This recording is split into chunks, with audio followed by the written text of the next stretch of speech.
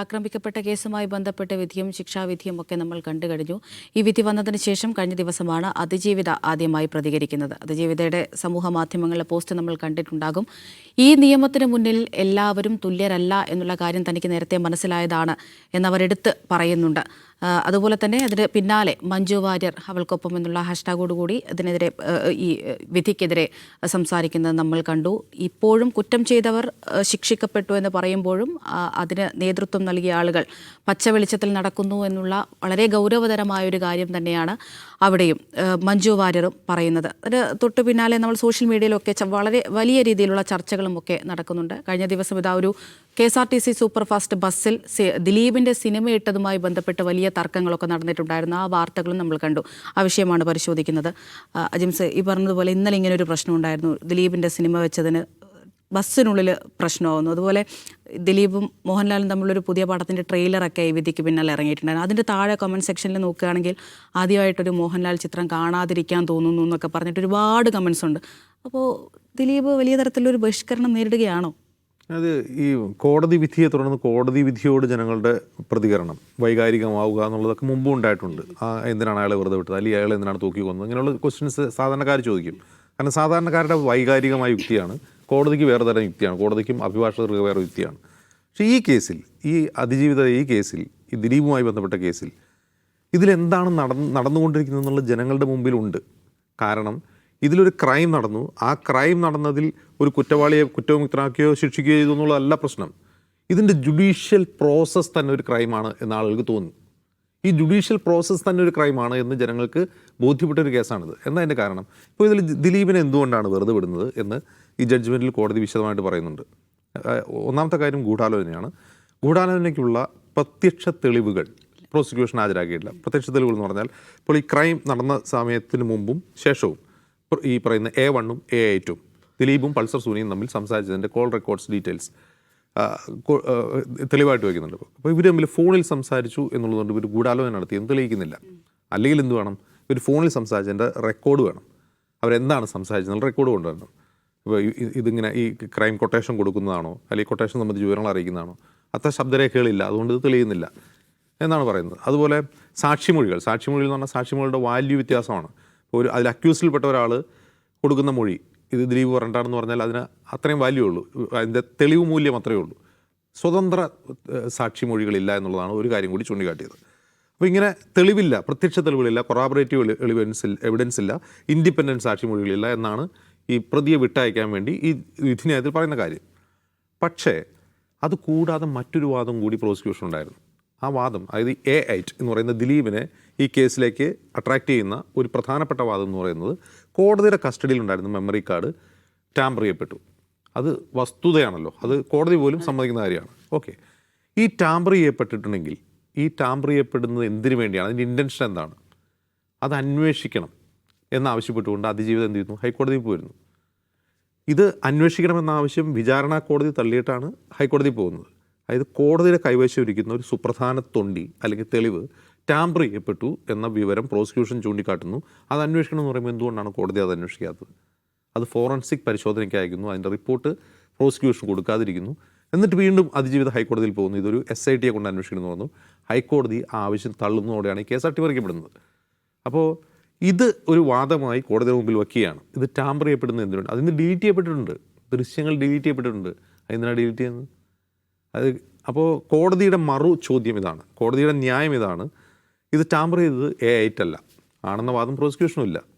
Tamper ചെയ്ത ആരൊക്കെയാണ്? ഒരു മജിസ്ട്രേറ്റ് ഇത് തുറന്നു നോക്കിയിട്ടെന്ന് പറയുന്നു, പിന്നെ കോടതി ജീവനക്കാരാണ്.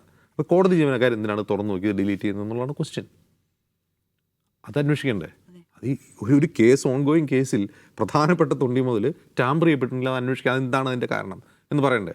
പ്രോസിക്യൂഷൻ ഈ ഫോറൻസിക് റിപ്പോർട്ട് വെച്ചിട്ട് വാദിക്കുന്നൊരു കാര്യം, ഇത് ടാമ്പർ ചെയ്യപ്പെടുന്നത് A8 വേണ്ടിയിട്ടാണ്, A8 അതിനു വേണ്ടിയുള്ള, ദിലീപിനാണ് അത് തുറന്ന് ഡിലീറ്റ് ചെയ്യേണ്ടതിൻ്റെ കാര്യമുള്ളൂ. ബാക്കി പൾസർ സുനിക്ക് പോലും അതിൻ്റെ കാര്യമില്ല.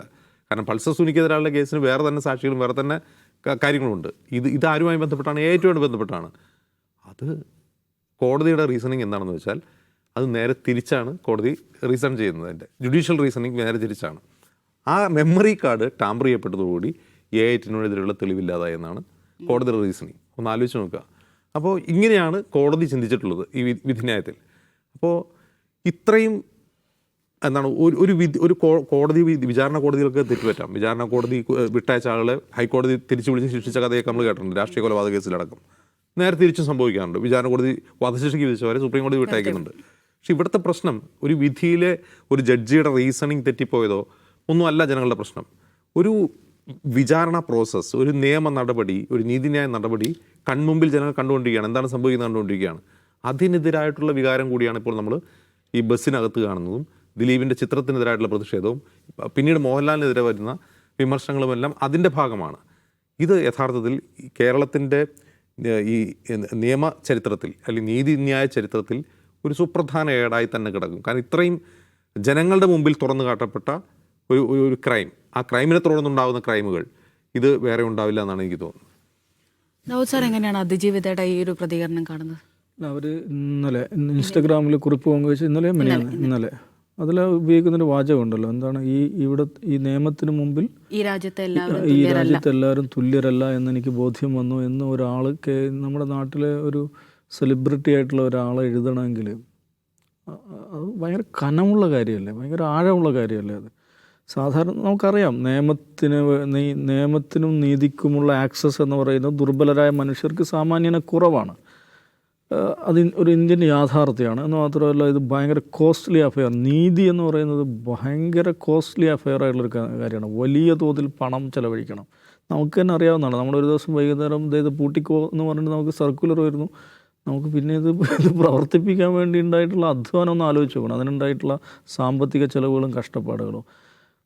അവരെ സംബന്ധിച്ചൊരു സർക്കുലർ, ഒരു A4 ഷീറ്റിലൊരു സർക്കുലർ, 3 പാരഗ്രാഫുള്ളൊരു സർക്കുലർ അടിക്കുന്നു, അതിൻ്റെ അടിയിൽ ഒരു അണ്ടർ സെക്രട്ടറി ഒപ്പിടുന്നു, ഇങ്ങോട്ട് പോസ്റ്റ് ചെയ്യുന്നു. ഇവിടെ 100-300 തൊഴിലാളികൾ ജോലി ചെയ്യുന്ന ഒരു സ്ഥാപനം പൂട്ടുകയാണ്. അപ്പോൾ അത് മാറ്റിയെടുക്കാൻ, ആ ഒരു നിരോധനം മാറ്റിയെടുക്കാൻ വെച്ചാൽ നമുക്ക് ദീർഘമായ യാത്രയാണ്, ദീർഘമായ പോരാട്ടമാണ്, വലിയ തോതിൽ പണം ആവശ്യമുള്ളൊരു ഏർപ്പാടാണ്. ഒരു A4 ഷീറ്റിൽ വരുന്നൊരു ഇൻഡാസിൻ്റെ പേരിലാണ് ഇത് സംഭവിക്കുന്നത് മനസ്സിലാക്കണം. അപ്പോൾ നീതി എന്ന് പറഞ്ഞാൽ ഭയങ്കര കോസ്റ്റ്ലി ആയിട്ടുള്ളൊരു അഫെയറാണ്. അപ്പോൾ അത് സാമാന്യമായിട്ട് സാധാരണക്കാരായ മനുഷ്യർക്ക് ആക്സസ് ചെയ്യാൻ പറ്റാത്തൊരു രാജ്യമാണ് നമ്മുടെ രാജ്യം.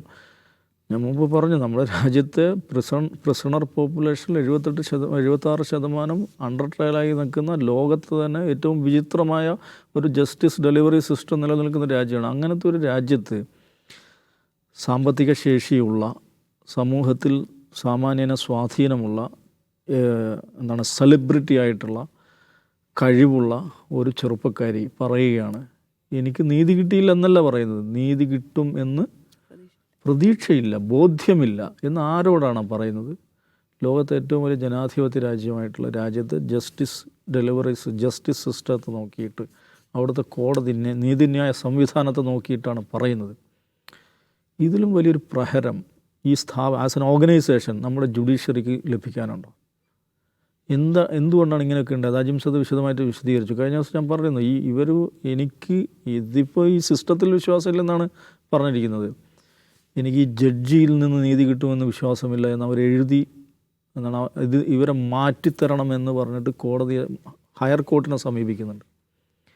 അങ്ങനെ ഒരു അനുഭവം വളരെ അപൂർവമായിരിക്കുമല്ലോ ഇന്ത്യയിൽ. ഒരുപക്ഷെ ഉണ്ടായിട്ടില്ലെന്ന് തന്നെ പറയാം.